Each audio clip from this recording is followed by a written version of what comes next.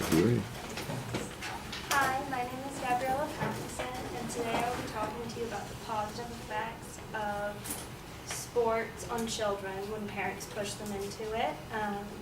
Children need guidance by their parents to reach their full potential in sports activities that will benefit them in the present and future.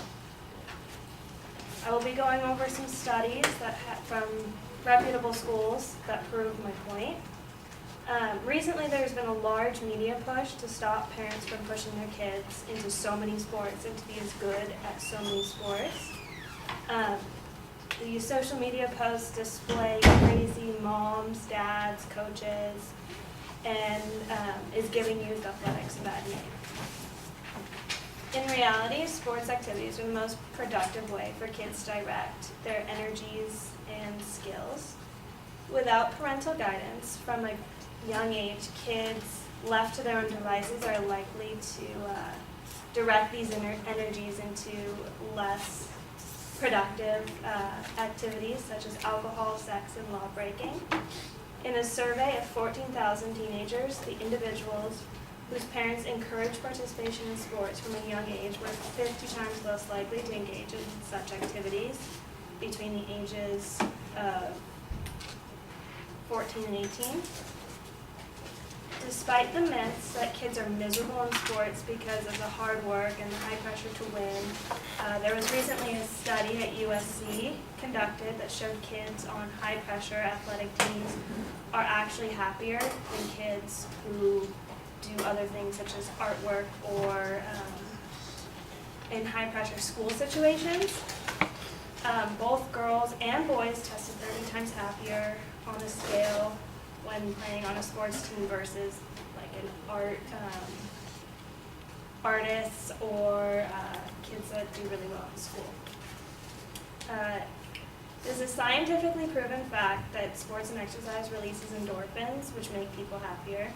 The body needs endorphins to survive, and if they are not released through methods such as sports, exercise, good eating habits, then kids are likely to turn to more risky behaviors to release these endorphins to fulfill those needs. Kids are not reliable enough or educated enough to decide this on their own, and therefore need guidance by their parents, and parents need to funnel their kids into productive, safe ways of releasing endorphins.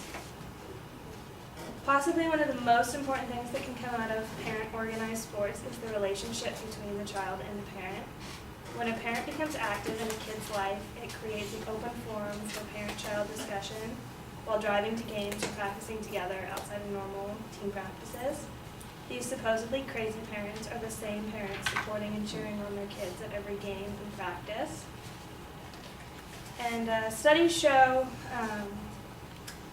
this study was done in the psych department at SLO, that when kids know they're supported by their parents and parents are heavily involved in their kids' lives, they're much less likely to engage in risky behaviors because of this open communication, and they're likely to share problems or worries with their parents.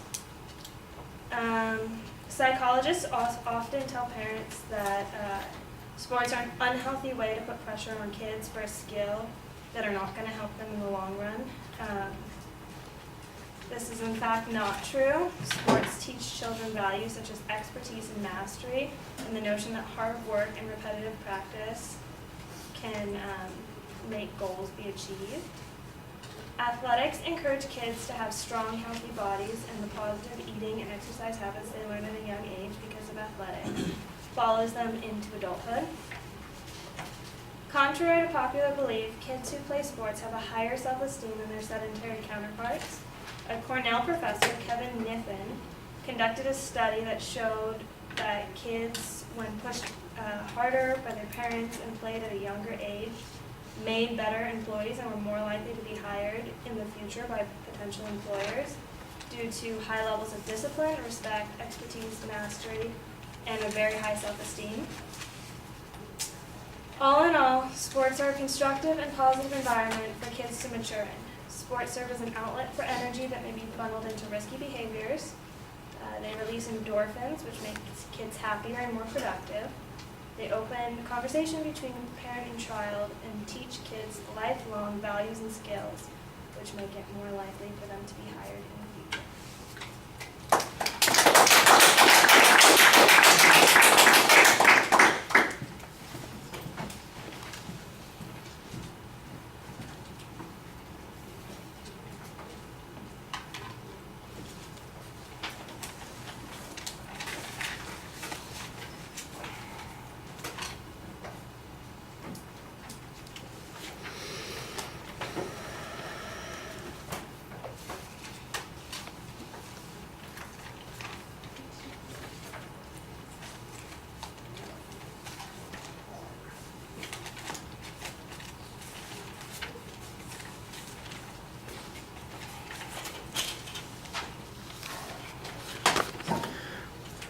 All right, Gabriella, the opening identifies what the topic is, but it doesn't sound like it's a declarative statement or a proposition. It sounds like an informative claim, and so I think you need to state it a little bit more assertively. There isn't a preview of what the supporting structure is going to be, which becomes a problem in the body of the speech because you have lots of information that you're presenting, and sometimes there's overlap between the information that you're presenting, so I don't know how many distinctive claims there are. Now, at the end of the speech, there's a summary that suggests that there are 5 particular advantages that you're talking about, but I couldn't have picked those out in the body of the speech. That would have been harder to do. The proof that you offer, I think, is pretty good when it comes to the quality of the sources that you're citing, although I think there's a little bit of inconsistency when you cite psychologists in one sentence and then the very next sentence you say psychologists don't know what the hell they're talking about. It's not true. That's a little confusing. So, that there is inconsistent information from the research, that's definitely the case. And what you want to do is you may want to make a case for the research that you've found. I do think that you're going to have a little bit more explanation about how somebody measures them being 50 times less likely to engage in something. That one I think you can measure maybe by some activity, but they're arrested or they have problems with that sort of thing. But how do they measure 50 times happier? That just sounds to me like a very subjective criteria in that whatever study that was. It's an interesting piece of information. However, it does come from a very authoritative source. It's a USC research, so we should automatically believe that one. And the slow research we should reject altogether, right? Because that's that other school. We shouldn't be trusting them at all. All right.